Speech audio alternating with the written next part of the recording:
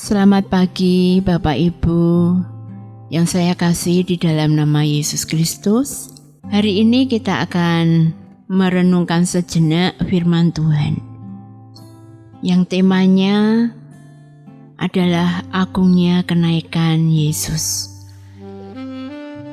Di dalam Efesus pasalnya yang keempat ayatnya yang ke-8 sampai yang ke-10, saya akan membaca di dalamnya. Ia yang telah turun, ia juga yang telah naik jauh lebih tinggi daripada semua langit, untuk memenuhi segala sesuatu. Ayat ini menjelaskan peristiwa kenaikan dan menaklukkan segala sesuatu di bawah kaki Kristus, melebihi pengetahuan, ilmu yang biasa jadi ukuran manusia. Dunia mengatakan di atas langit masih ada langit. Tuhan lebih tinggi dari ukuran mengenai kekuasaan seperti kemuliaan, kehormatan, kekuasaan, raja dan pemerintahan dunia, sebab Yesus sebagai penakluk memiliki kuasa melebihi apapun di dalam dunia ini. Efesus pasalnya yang pertama ayatnya yang ke-20 sampai 23. Kemudian Tuhan Yesus memenuhi segala sesuatu. Tuntutan manusia berdosa harus dihukum. Yesus memenuhi tuntutan tersebut dengan memberi diri menanggung dosa di kayu salib. Tuhan Yesus memenuhkan segala sesuatu yang berguna bagi manusia, bagi anak-anaknya dalam mengemban amanat agungnya, dengan memberi Roh Kudus sebagai sumber hikmat dan kebijaksanaan saat melakukan tugas di ladangnya. Yohanes 16 ayatnya yang ke-7, namun benar yang kukatakan ini kepadamu, adakah lebih berguna bagi kamu jika kamu pergi? Sebab jikalau aku tidak pergi, penghibur itu tidak akan datang kepadamu. Tetapi jikalau aku pergi, aku akan mengutus dia kepadamu. Puji Tuhan, kenaikan Tuhan Yesus berbicara. Tuhan telah menyelesaikan tugas yang diberikan Bapa. Misi penyelamatan manusia dari hukuman kekal kepada hidup kekal. Setelah bangkit dan naik ke surga, Tuhan Yesus memberikan kepercayaan kuasa dan otoritasnya kepada kita, anak-anaknya, agar selama hidup dalam dunia selalu mengalami kemenangan dan yang terutama bisa melaksanakan amanat agungnya. Tuhan sudah menyediakan sarana bagi umat maupun hamba-hambanya, yaitu urapan Roh Kudus, minta untuk pimpinan, dan beri hikmat dalam menjalani hidup dan pelayanan agar berfungsi secara maksimal. Jangan memandang rendah sarana yang Tuhan sediakan. Percayalah, kalau mengabaikan pimpinan, Roh Kudus akan menjalani hidup dengan susah payah dan melakukan tindakan yang bertentangan dengan prinsip kerajaan Allah. Semua harusnya dilandasi kasih, saling menghormati dan menghargai, disertai tolong-menolong. Di masa amandemen COVID-19 ini, semua rekan-rekan hamba Tuhan di ladangnya yang membutuhkan uluran tangan dengan prinsip yang kuat, menopang yang lemah, bukan menutup mata. Di dalam Lukas pasalnya yang ke-16 ayatnya yang pertama sampai yang ke-9. Dalam perumpamaan itu jelas, bendahara hanya mengelola uang tuanya, bukan penguasa. Kalau sadar, maka cepat bermurah hati agar tidak dipecat tuannya. Pengkhotbah pasalnya yang ke-6 ayatnya yang pertama sampai yang kedua.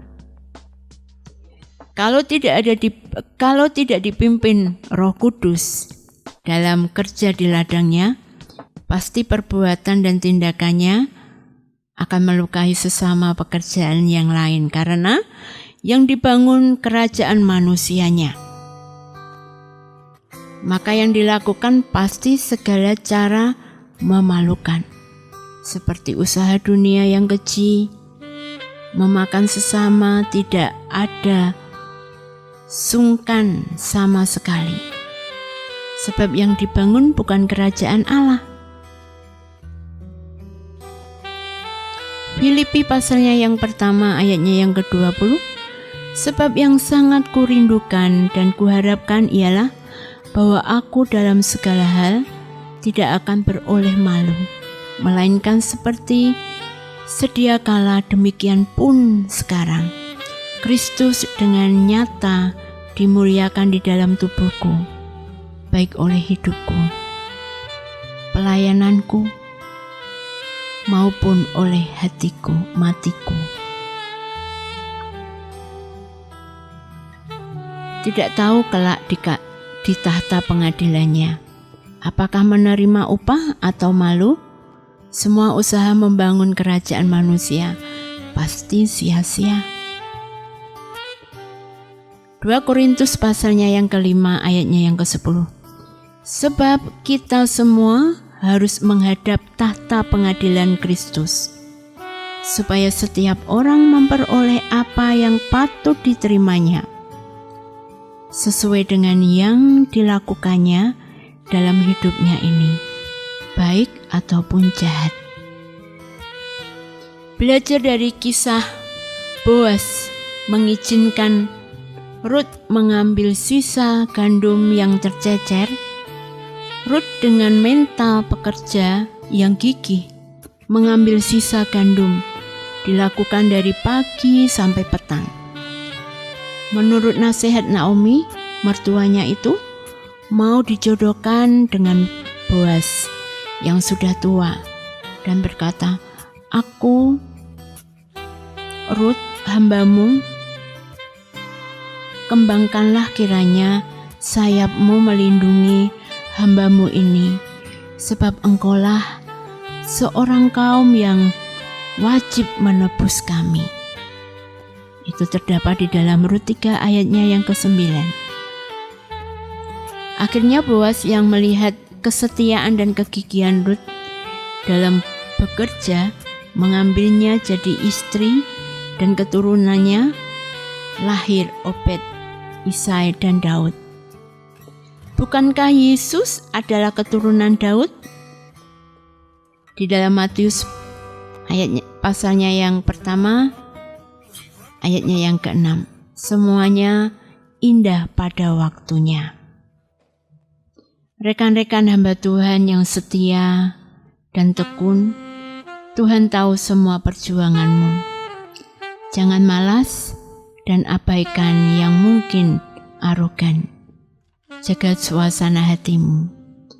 Tuhan sesungguhnya yang empunya ladang pasti memberi upah pada waktunya. Minta Tuhan menudungi hidupmu. Jangan berharap kepada manusia. Bagi kita yang setia dan tekun, semua indah pada waktunya.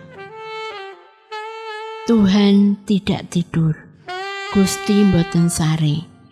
Bangkit, Roh Kudus memberi semangat, tetap menyala-nyala. Roma pasalnya yang ke-12 ayatnya yang ke-11.